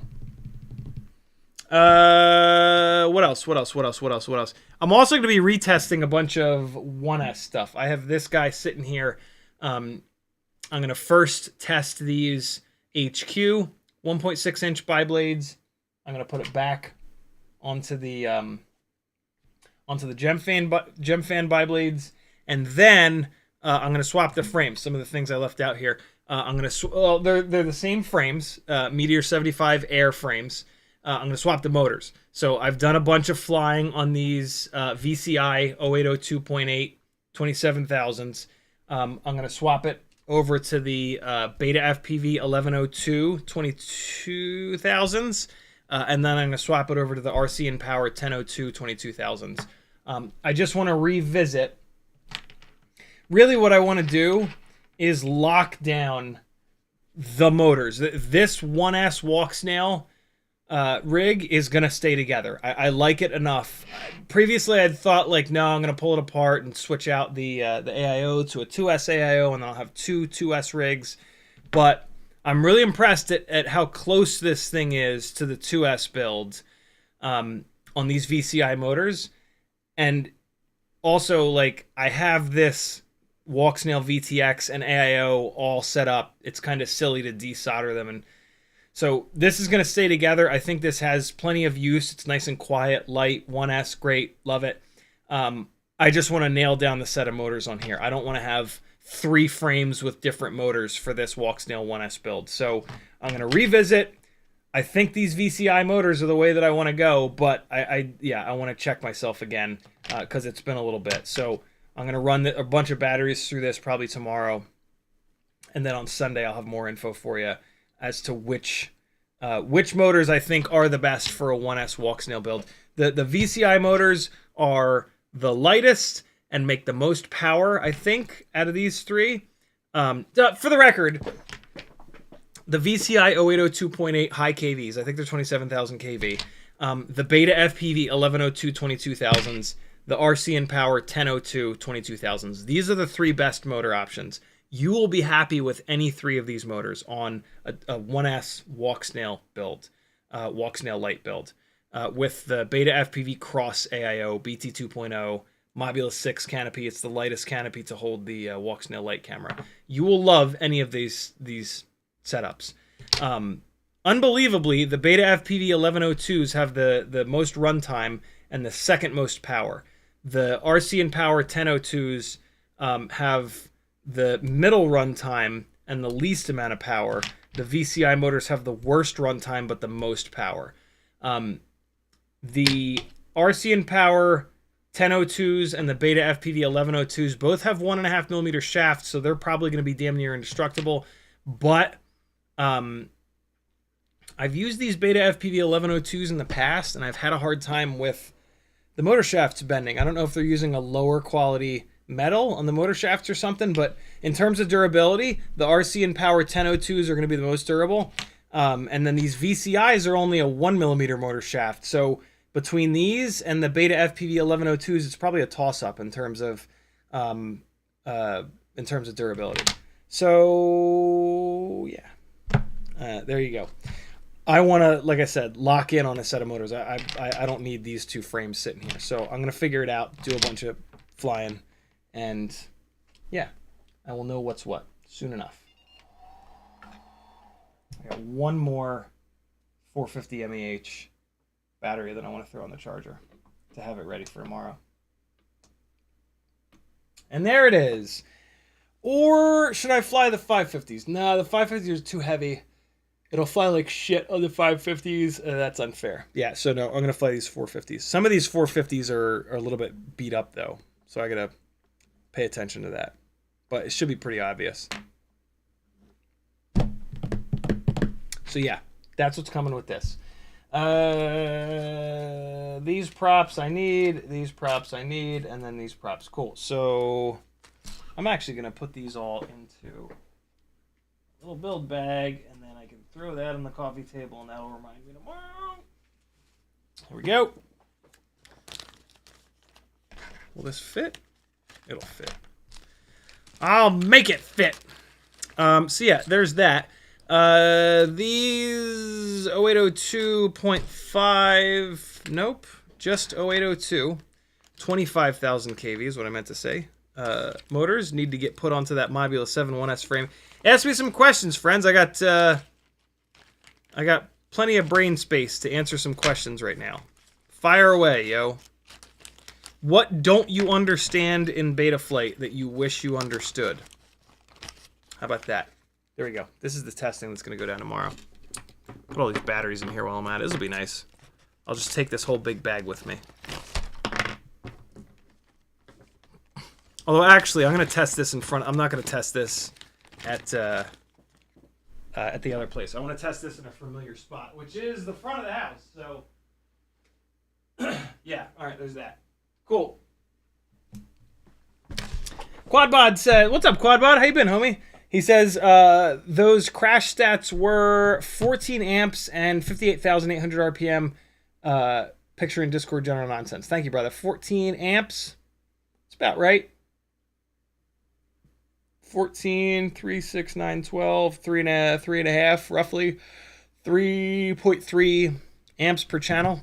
That's not much. That's why these 5 amp ESCs survive. Those are powerful fucking motors, and it's still only pulling 3.5 amps per channel. I'm trying to think if there's any other motors I've been looking to kind of test. 603s are sitting there. Should I do some more? I think I should. I think I should do some more 603 testing. Not on this frame, though. 603s are going to be better for a taller frame. A frame where the ducts are higher, I should say. Yeah, like the Mobula 6 2024 frame. So I will save those. If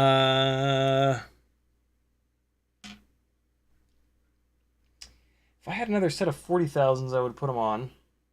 Test those. I mean, I'm pretty locked in on the 65mm Whoop motor testing. June Lucas says, is the happymodel AIO 1S cross any good? Nope. The USB port is way too long on the happymodel cross, and your batteries hit the USB port. I don't understand what they're doing. I do. The happymodel frame has the battery really low. So if you're going to do that, you're going to have to run the happymodel frame, which is okay. But don't do that. The Cockroach 1S frame is much better. James Reedy says, have you noticed that the Beta-FPV VTX screw next to the 5V causes it to ground out? Oh my god, what?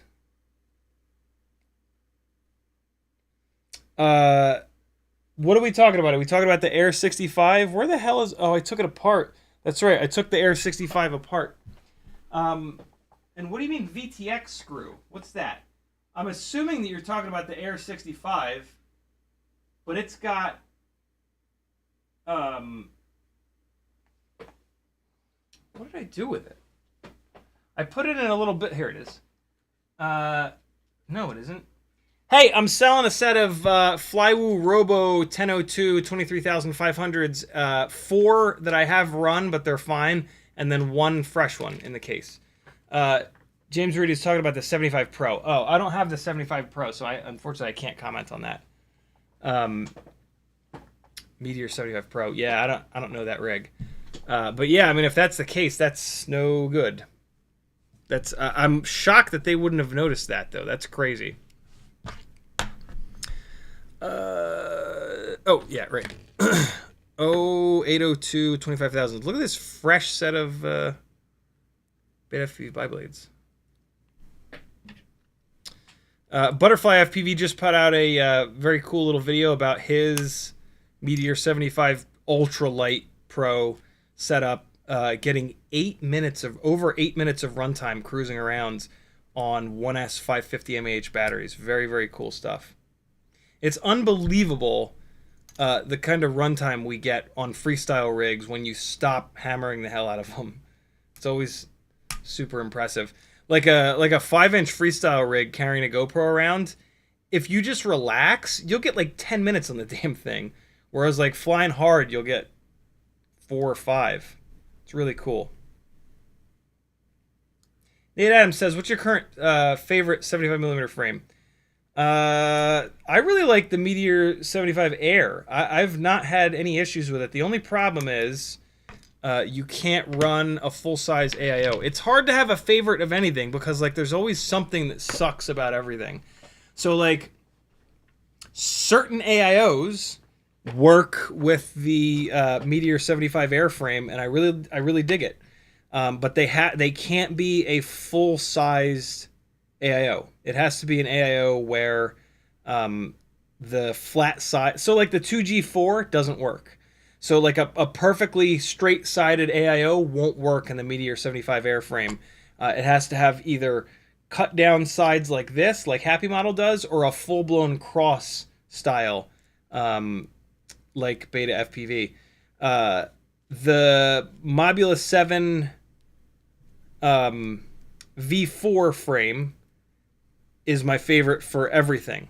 That's what I'm about to put these motors into. Yeah, this frame works on everything, but it's not as light as the 75 air frame. I don't necessarily think it's as durable either, but it's plenty durable. So yeah, it's a great frame. This is the old school happymodel 65mm frame.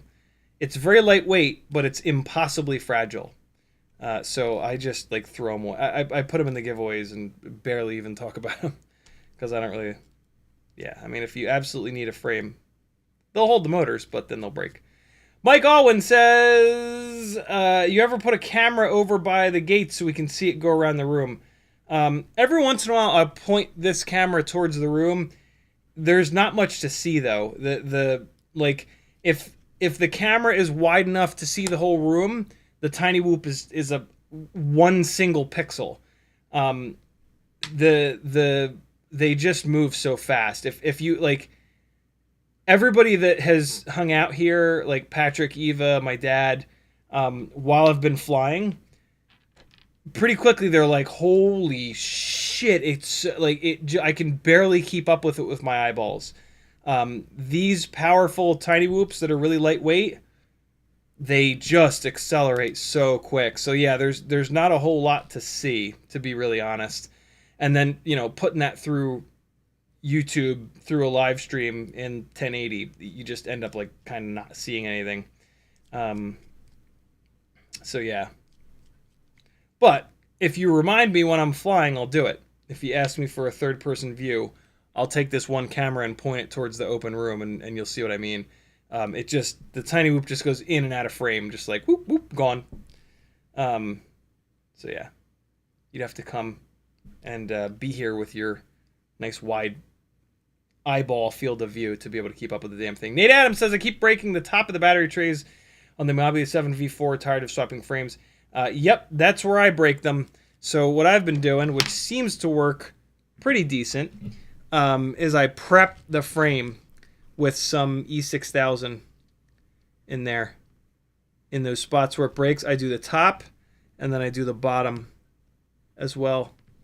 And that seems to help. But yeah, that's definitely a weak point on these frames for sure, is that second set of little battery supports. Other than that, though, it's a great frame. That's my one main complaint, and that's why I say that it's not as durable as the Meteor 75 airframe. So, never is, you know, everybody always asks what's the best, and I always say there is no best. There's just different, and there's a perfect example of that. Like, maybe there's a best for you, but like you got to give me a lot of info in order for me to figure that out. And typically I only have the time to do that, like on a one-on-one call through my Fiverr, linked over on CiottiFPV.com. But yeah.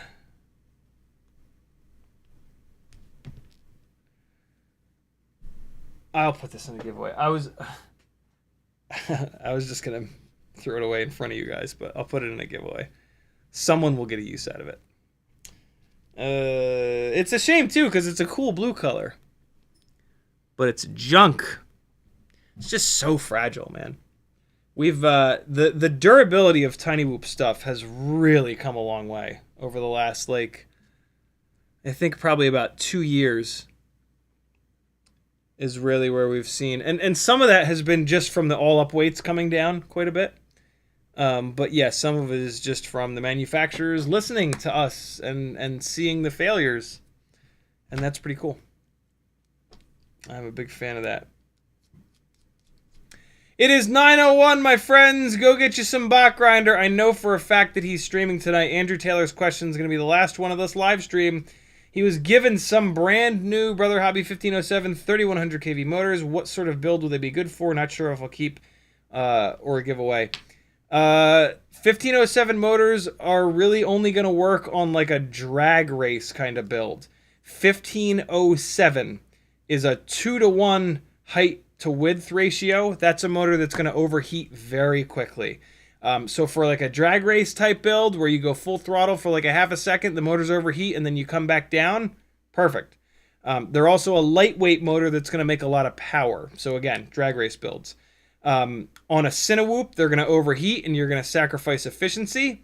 And then, like, so for example, the Avadas and that yaw, drop out, wash out, tumble out of the sky issue, that's because the motors are too tall and not wide enough. They're 1507s.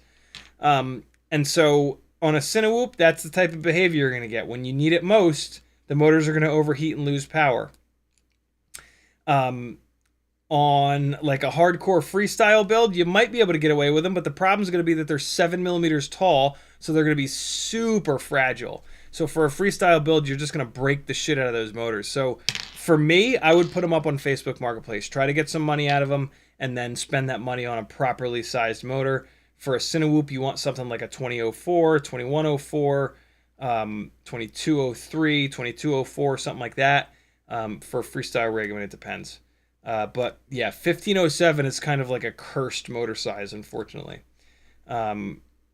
where it doesn't really do anything all that well. It's just a bad ratio of height versus width. At minimum, you want 3-to-1. If you look at 5-inch motors that have had the most development by probably like, I don't know. 5-inch motors have had more development than every single other size motor combined in FPV. We see a 3-to-1 ratio. 23, 3-to-1, 4-to-1, 2207, 2306. Those are the hands down the two most popular motor sizes, and they are 3-to-1 and 4-to-1. And there's no reason that a 3-inch rig would be any different in terms of that ratio, right? We also see that ratio in tiny whoops, 0702. 246, 3.5 to 1, height to width. 802, 2468, 4-to-1, right? We see it all across FPV. 3-to-1, 4-to-1. If you want a motor that's a little bit lighter, that makes a little bit more power, 3-to-1. If you want a motor that's a little bit heavier, still good for freestyle, but it's going to stay cooler, 4-to-1. If you want a Cinewhoop motor, 5-to-1 or 6-to-1, so it stays cool all the time. Also, a Cinewhoop motor is smaller and it's picking up a heavier weight, so you need it to be wider to cook off all that extra heat that you're putting through it. Make sense? Great question. Thanks for hanging, friends. My name is Aaron Ciotti. Everybody calls me Ciotti. Head on over to CiottiFPV.com, click all the buttons, and I'll keep doing this with you guys forever. Be good. Bye-bye. I'm not ready. Go get you some bot grinder, my friends. Tell him I sent you. Tell him Ciotti says hello. Love that guy. Bye-bye. See you Sunday at 3.